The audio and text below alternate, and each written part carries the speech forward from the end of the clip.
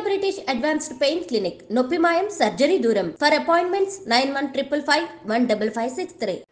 మచిలీపట్నం మంగనపూడి దగ్గర యాక్చువల్లీ మద్యం మత్తులో ఉన్నటువంటి నలుగురు కార్లో డ్రైవ్ చేస్తూ చాలా ర్యాష్గా డ్రైవింగ్ చేస్తూ గ్రామస్తులు అంటే అక్కడ దగ్గరలో ఉన్నటువంటి గ్రామం నుంచి ఆటోలో వెళ్తున్నటువంటి ఒక ఆటోని ఢీకొట్టడం జరిగింది. అండ్ పెద్ద ఎత్తున ఆ ఆటోను ఢీకొట్టడం, ఆ తర్వాత ఆటోలో మొత్తం 7 ప్రయాణిస్తుంటే అందులో నుంచి 5 గాయాలు అవ్వడంతో ఇప్పుడు ఈ వార్త వెలుగులోకి వచ్చింది. చాలామంది వీడియోని తీసి వైరల్ చేసిన పరిస్థితి. ఎందుకంటే నార్మల్గా యాక్సిడెంట్ సరే దెబ్బలు తాకాయి, ఆ తర్వాత వాళ్ళని ప్రభుత్వ ఆసుపత్రికి తరలించారంటే ఎవరు పెద్దగా పట్టించుకునే వాళ్ళు కాదు.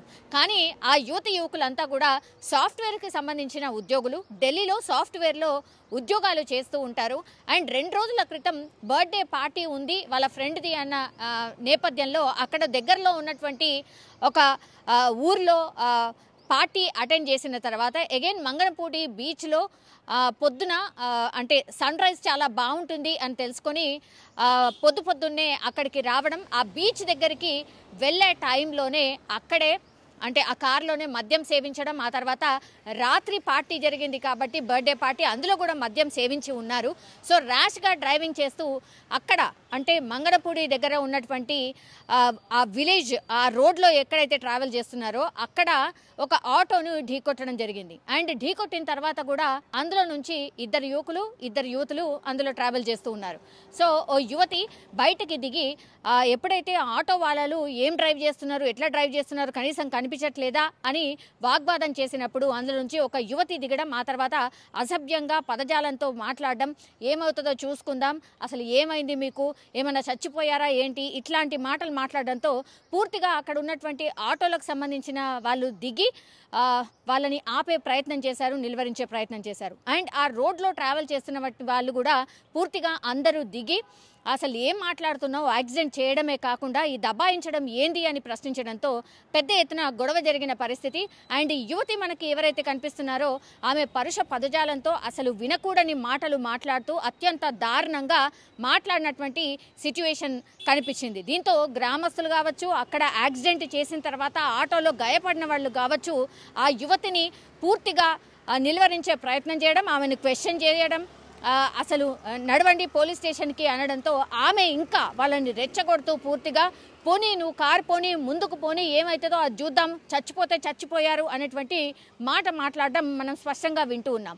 దీంతో ఇంకా కూడా కోపంగా పూర్తిగా ఆ యువతి మాట్లాడిన తర్వాత ఈ గ్రామస్తులందరూ కూడా పోలీస్ స్టేషన్కి వీళ్ళందరినీ తీసుకువెళ్లే ప్రయత్నం చేయడం, పోలీసులు అక్కడికి రావడం, ఇదంతా కూడా జరిగింది. అప్పుడు ఆ రోడ్లో ట్రావెల్ చేస్తున్న ఈ పరిసర ప్రాంతాల గ్రామస్తులు కూడా పూర్తిగా ఈ అమ్మాయి కావచ్చు, లేదంటే ఈ 4 జర్నీ చేస్తున్నటువంటి కార్ని నిలువరించారు. పోలీస్ స్టేషన్కి వెళ్లే వరకు వదిలిపెట్టలేదు. ఆ తర్వాత పోలీసులు పూర్తిగా వాళ్ళని పోలీస్ స్టేషన్కి తీసుకెళ్లిన పరిస్థితి కనిపిస్తుంది. ఒకవేళ నిజంగానే వీళ్ళు ఎవరైతే ఈ 4 ట్రావెల్ చేస్తున్నారో వాళ్ళు మద్యం మత్తులోనే ఈ డ్రైవింగ్ చేశారు అండ్ డ్రైవ్ చేస్తూ వచ్చి ఇంకా మద్యం మత్తులో ఉన్నారు కాబట్టి ఆటోను ఢీ కొట్టారు అని గ్రామస్తులు ఆరోపిస్తున్న పరిస్థితి. మరి అక్కడ పోలీస్ స్టేషన్కి వెళ్ళిన తర్వాత మరి గ్రామస్తులు ఏదైతే వాదన వినిపించారో ఆ వాదన ప్రకారం మరి పోలీసులు ఎట్లాంటి కేసు నమోదు చేశారు, ఏం జరిగింది అనేది తెలీదు. బట్ వాళ్ళైతే పెద్దగా ఏం గాయాలు అయిన వాళ్ళకి మేము ట్రీట్మెంట్ ఇప్పిస్తాము, నో ప్రాబ్లం అని కాంప్రమైజ్ అయ్యి అక్కడి నుంచి వెళ్ళిపోయారు అనేటువంటిది మనకున్నటువంటి ఇన్ఫర్మేషన్. కానీ ఒకవేళ నిజంగానే గట్టిగా ఢీకొని ఉంటే, పెద్ద యాక్సిడెంట్ జరిగి ఉంటే నిజంగానే ఎంతమంది ప్రాణాలు కోల్పోయేవారు కదా. అండ్ మద్యం మత్తులో ఈ యాక్సిడెంట్ జరిగినట్టు స్పష్టంగా తెలుస్తోంది. మరి వీళ్ళ మీద ఏమైనా చర్యలు తీసుకున్నారా లేదా?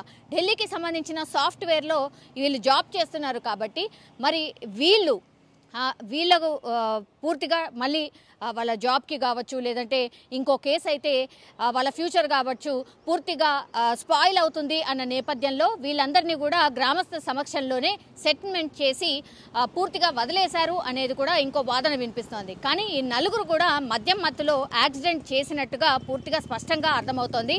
ర్యాష్ డ్రైవింగ్ వల్లే ఆటోను ఢీకొట్టడం, అందులో 5 గాయాలు అవ్వడం, ఆ తర్వాత పోలీస్ స్టేషన్కి వెళ్లిన తర్వాత గ్రామస్తులు పెద్ద ఎత్తున చేరుకొని నినాదాలు చేయడం, వీళ్ళు ఎట్లాగూ సరే వీళ్ళని శిక్షించాల్సిందే అని మాట్లాడడం. ఆ తర్వాత పోలీసులు గ్రామస్తులు ఎవరికి ఏం కాలేదు కదా, చిన్న గాయాలైనాయి కాబట్టి వాళ్ళని వదిలేయండి అన్నటువంటిది కొంత కాంప్రమైజ్ చేసి వాళ్ళు అక్కడి నుంచి వెళ్ళిపోయినట్టుగా మనకున్నటువంటి సమాచారం. కానీ పెద్ద ఎత్తున ఒకవేళ పెద్ద యాక్సిడెంట్ జరిగి ఎవరైనా చనిపోతే మాత్రం ఏంటి సిచ్యువేషన్? ఇట్లా ఈ యంగ్ పిల్లలు ఆర్ సాఫ్ట్వేర్ జాబ్ నేపథ్యంలో ఆర్ పార్టీలు చేసుకొని ఇట్లా రోడ్ల మీద వచ్చి ర్యాష్ డ్రైవింగ్ చేస్తూ ఎవరంటే వాళ్ళని ఢీకొట్టుకుంటూ వెళ్ళిపోతే ఏంటి పరిస్థితి? మరి ఇట్లా పనిష్మెంట్ ఇవ్వకుండా వదిలేస్తే మళ్ళీ వాళ్ళు ఇట్లా చెయ్యరు అన్న గ్యారంటీ ఏమైనా ఉంటుందా అనేటువంటి ప్రశ్నలు అయితే ఇప్పుడు వినిపిస్తున్న పరిస్థితి కనిపిస్తోంది.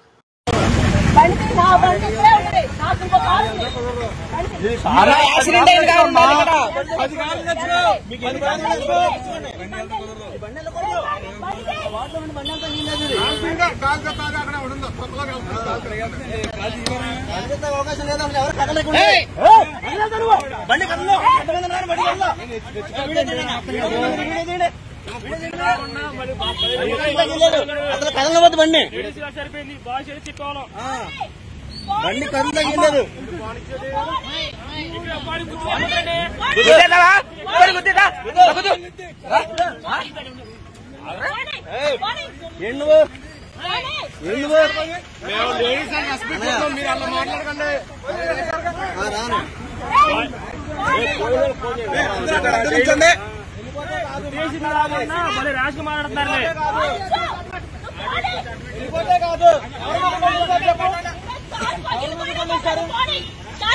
కారిపోతుంది, ప్రాణాలు పోతే ఓకేనా నీకు?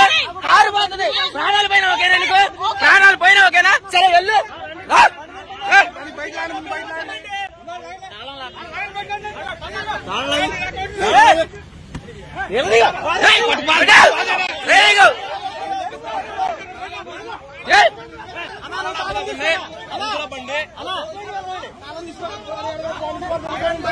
టైర్ కోసి పడతాంలే మాత పూసులు మంట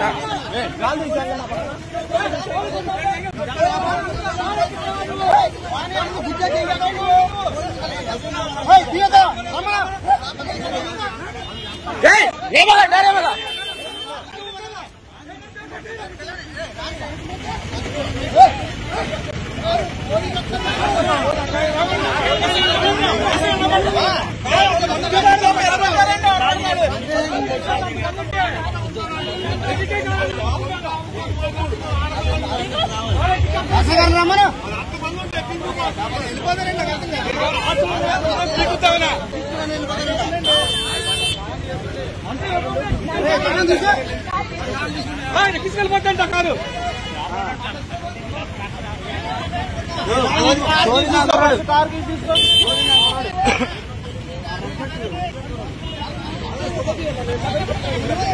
తప్పులైనప్పుడు ఉండగా తప్పులైనప్పుడు ఎక్కిచ్చేస్తావా?